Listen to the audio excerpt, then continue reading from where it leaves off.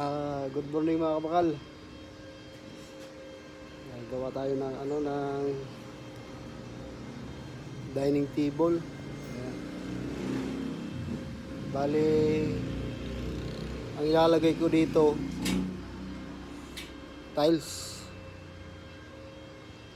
yung pinaka sahig nya. Ito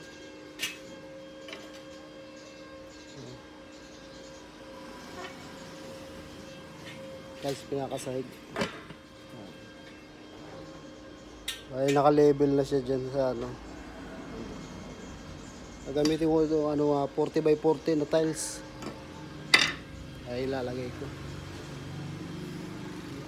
Gamit ko na 1 by 2 at saka 2 by 2 yung poste.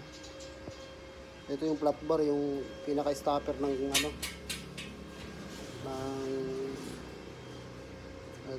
ng tiles. Alanganin kasi itong pinulik dahil natutuklap to laminated lang to, katulad ito laminated lang siya. Pag nabasa to sigurado tuklap, kaya pangit to gawin lamesa. Kaya malutong laminated lang, kaya tiles ang naisip kong lagay. Ayan, ano siya,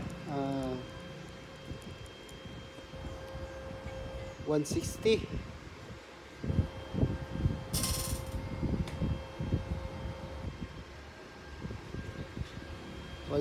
by 80 ang niya, lapad. Kasi na dito yung 6 na tao. Dali mamaya update ko kayo kung tapos na siya. Ito yung finished product. Yung ginawa ko kanina, mali ito na tapos. Hindi ko na pinakita yung pag-welding, pagtabas ng tiles. Hindi ko na pinakita. Ayan. Ano siya? 800. 80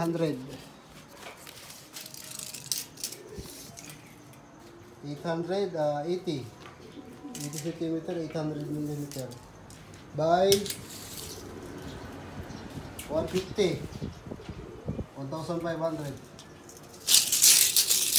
Ang ginamit ko pala rito 2 by 2 yung poste at saka 1 by 2 yung yung pinaka frame, 1 by 2. At saka yung salon ng tiles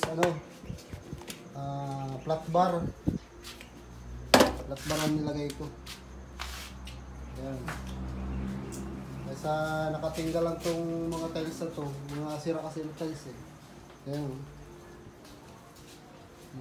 Ginawa ko na lang siyang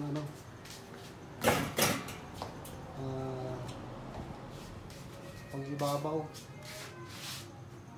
Ayan.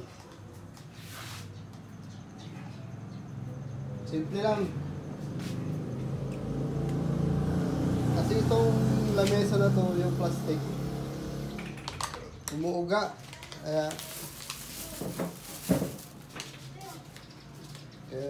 pinalitan na lang ng ganito.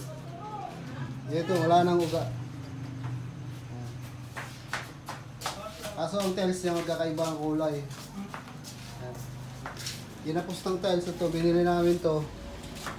Sira din to, may damage din. Kaso kanto lang ang damage niya. Binibenta sa tindahan, tag 20 isa.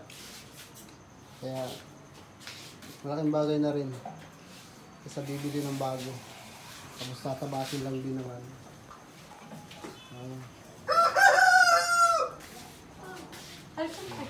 Okay na yung mga kamahal.